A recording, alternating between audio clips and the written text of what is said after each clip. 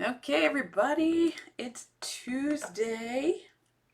Um, Hopefully this is working. Having a little technical difficulty with the technology, but hopefully this is flowing all right now. Oh, looks like we are showing up on Facebook, so yay. Since it is Tuesday, today is going to be a tax tip Tuesday. So we're going to talk about something related to tax, which is going to be very useful in the next month. Um, Today we're going to talk about a brand new form. It's called the 1099 NEC. And if you're a business owner who normally has to issue 1099s to independent contractors, or you're an independent contractor yourself that normally gets a 1099, you're going to be looking at a new form this year.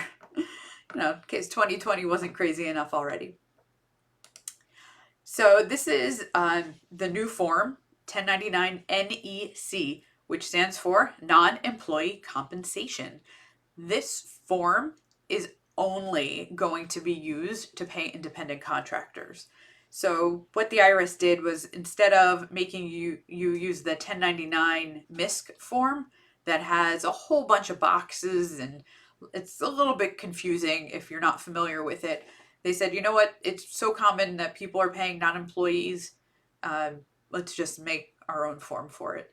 So this is the form. You'll see that there's only one box. It says non-employee compensation. All right, and if you compare that to the 1099 form, 1099 miscellaneous form, there's still so many boxes, but now box 7 is no longer for non-employee compensation. So that's going to be a big change. Something else that is important to know with the 1099 NEC form is that it's actually going to be used also if you pay attorneys. Right, so if you've got legal fees and you're paying attorneys, and this is just in a business, not personally. If your business is paying attorneys fees, you're going to also use the 1099 NEC form. Now, who do you need to send it to? That hasn't changed. You still need to send this 1099 NEC form to individuals that work for you.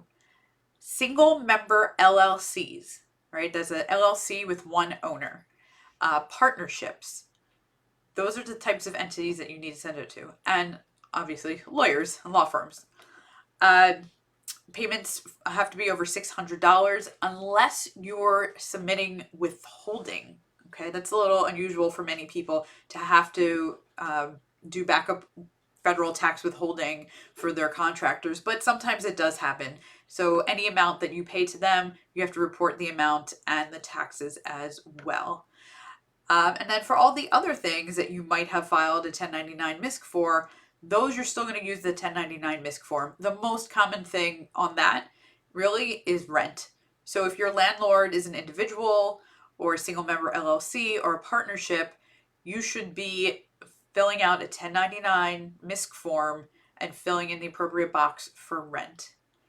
So don't want you to be caught unawares. These are due the end of January. So make sure you have your bookkeeping up to date. Make sure you have a W-9 for all of your independent contractors that will let you know, A, do they need to be issued a 1099, and B, all the information that you need, like their name, their EIN, or their social security number, and their address, things like that.